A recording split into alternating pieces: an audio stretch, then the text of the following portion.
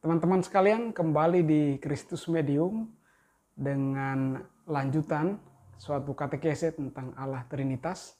Di sesi yang pertama kita mengutip teks dari Injil Matius pasal 28 ayat 19, amanat Yesus kepada para muridnya untuk membaptis dalam nama Bapa, Anak, dan Roh Kudus.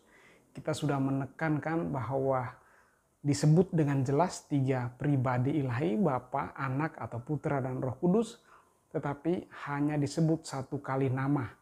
Kata nama menunjukkan identitas, satu identitas ilahi. Menyambung tema ini, kita kali ini mengutip teks perjanjian baru dari peristiwa atau adegan baptis Yesus di Sungai Yordan. Kita akan membaca teks dari Injil Markus pasal 1 ayat 10 sampai ayat 11. Saya bacakan teksnya. Pada saat ia keluar dari air, ia melihat langit terkoyak dan roh seperti burung merpati turun ke atasnya. Lalu terdengarlah suara dari surga. Engkaulah anakku yang kukasihi, kepadamulah aku berkenan. Adegan baptis kita melihat ada simbol langit terkoyak, roh turun seperti burung merpati ke atas Yesus yang dibaptis oleh Yohanes Pembaptis. Kemudian ada suara, maksudnya suara Bapa yang berkata tentang anak, tentang putra yang dibaptis itu. Engkaulah anakku yang kukasihi, kepadamulah aku berkenan. Suatu adegan yang coraknya trinitaris. Putra dibaptis, roh turun seperti burung merpati ke atas putra, dan Bapa berbicara, bersabda, berkata-kata, memberi kesaksian tentang anak. Inilah anak yang kukasihi, kepadanyalah aku berkenan. Bapa berkenan kepada putra karena putra dinaungi oleh roh yang turun ke atas putra. Turun ke atas putra berarti menaungi putra, memberi kekuatan ilahi kepada putra sehingga ia layak, ia pantas untuk menjadi putra yang berkenan. Dia berkenan kepada Bapa karena roh yang turun ke atasnya. Adegan baptis ini kita temukan juga, kita baca dari Injil Sinoptik yang lain, dari teks Injil Lukas misalnya pasal 3 ayat 21 sampai 22, atau juga dari Injil Matius pasal 3 ayat 16 sampai ayat 17, dan juga dari Injil Yohanes. Nanti kita memberi tekanan tentang bagaimana penginjil Yohanes juga menggambarkan adegan itu dengan suatu nuansa tertentu. Tetapi sebelum ke sana, kita melihat sebentar suatu paralel ya dari teks lain tentang kata-kata Bapa ya kepada anak, kepada putra. Kalau di adegan baptis ini Bapa bersabda, berkata, engkaulah anakku yang kukasihi, kepadamulah aku berkenan. Jadi ini anak yang dikasihi ya, anak yang kepadanya Bapa berkenan. Ada suatu relasi perkenanan antara Bapa dan anak, dan itu disatukan ya, disaksikan ya oleh roh sendiri yang turun ke atas putra dalam rupa burung merpati di sini ya.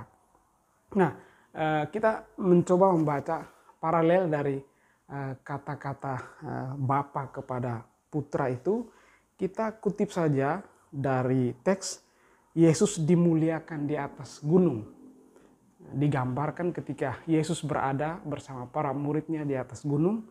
Lalu dalam Markus pasal 9 ayat 7 dikatakan demikian ya. Maka datanglah awan menaungi mereka, dan dari dalam awan itu terdengar suara. Inilah anak yang kukasihi, dengarkanlah dia. Inilah anak yang kukasihi, dengarkanlah dia. Dan di adegan Yesus dimuliakan di atas gunung ini, kita melihat ada simbol awan yang menaungi Yesus dan murid-murid yang ikut serta. Secara alkitabiah kita tahu bahwa awan adalah simbol penyertaan Allah, simbol kekuatan Allah sendiri. Dalam perjanjian lama misalnya ketika orang-orang Israel berjalan keluar dari perbudakan Mesir, Tuhan menyertai mereka dengan simbol tiang awan. Tiang awan menunjukkan kuasa Allah sendiri, kuasa ilahi, roh Allah.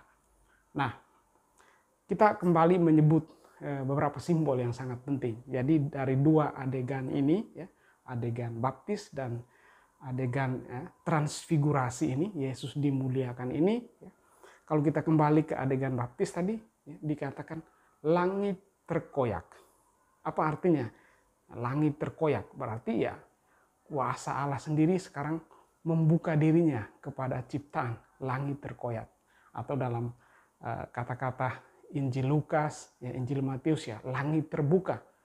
Allah membuka diri, Dia menyatakan diri, memancarkan wajahnya, memancarkan cahayanya, terbuka bagi ciptaan sekarang. Nah, lalu kemudian ditegaskan pancaran diri Allah itu tampak dengan roh yang turun. Roh Allah sendiri datang menaungi putra yang dibaptis. Dan karena putra dinaungi oleh roh, maka Bapa berkenan kepada putra itu. Jadi suatu adegan yang sifatnya trinitaris. Nah, dengan jelas dengan teks-teks ini, dengan adegan ini kita melihat bahwa Bapa berbicara, putra yang hadir, kemudian roh yang turun ke atas putra. Artinya baik peristiwa baptis maupun peristiwa transfigurasi ini menunjukkan suatu penegasan tentang tugas perutusan Yesus adalah tugas perutusan yang datang dari Bapa atas perkenanan Bapa dan dinaungi diliputi dengan kuasa Allah sendiri yaitu rohnya sendiri. Jadi Bapa, Putra dan Roh Kudus disebut dengan jelas dan juga suatu dinamika kesatuan antara ketiganya suatu relasi, suatu keharmonisan. Kita boleh katakan suatu persekutuan.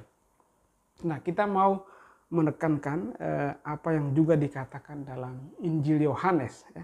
Dalam Injil Yohanes pasal 1 ayat 32 sampai 33 diberi tekanan Jadi Yohanes yang membaptis itu kemudian dia memberi kesaksian Aku telah melihat roh turun dari langit seperti merpati dan ia tinggal di atasnya, di atas putra maksudnya. Dan aku pun tidak mengenalnya, tetapi dia yang mengutus aku untuk membaptis dengan air telah berfirman kepadaku, jikalau engkau melihat roh itu turun ke atas seseorang dan tinggal di atasnya, dia itulah yang akan membaptis dengan Roh Kudus. Saya mau menggarisbawahi di sini kata turun dan tinggal. Dua istilah yang dalam Injil Yohanes mempunyai makna yang sangat penting. Turun, Allah itu digambarkan oleh Yohanes ada di atas, dia memiliki kuasa ilahi. Dan sekarang dia turun dan tinggal. Juga kata ini menjadi penting dalam Injil Yohanes. Tinggal berarti menetap, bertekun memberikan menghasilkan buah dari tinggal tetap Itu berarti jelas di sini menunjukkan roh yang menaungi roh yang memberikan daya cipta sehingga putra yang dinaungi oleh Roh Kudus itu juga menunjukkan daya kuasa, daya cipta pada akhirnya daya ilahi sendiri. Teman-teman sekalian, dengan melihat adegan-adegan ini juga simbol-simbol langit terbuka, awan, kemudian suara dari Bapa yang mengatakan perkenanannya kepada putra, bahwa putra itu dikasihi, putra itu didengarkan Kita di sini melihat bahwa sekali lagi 3 pribadi ilahi disebut, ditampilkan dengan jelas, suatu relasi di antara mereka begitu jelas, ya, suatu keharmonisan di antara mereka juga tampak jelas. Sekali lagi dengan catatan bahwa di sini di dalam kitab suci kita tidak menemukan kata Trinitas, kita juga tidak menemukan istilah seperti istilah pribadi, istilah kodrat, tetapi Bapa disebut, ditampilkan, Putra disebut, ditampilkan, Roh disebut, ditampilkan, dan ada suatu korelasi, ya, relasi timbal balik, ya, ketidakterpisahan antara tiga pribadi ini. Nah, inilah dasar biblis yang lain yang menjadi pendasaran bagi kita tentang ajaran, ya, dogmatis tentang Allah Trinitas. Kita menemukan akarnya, kita menemukan dasarnya di dalam kitab suci. Maka kalau begitu kita juga meyakini ajaran dogmatis ini tanpa melepaskannya dari ajaran-ajaran biblis yang sangat jelas dan menjadi dasarnya. Tuhan memberkati kita semua.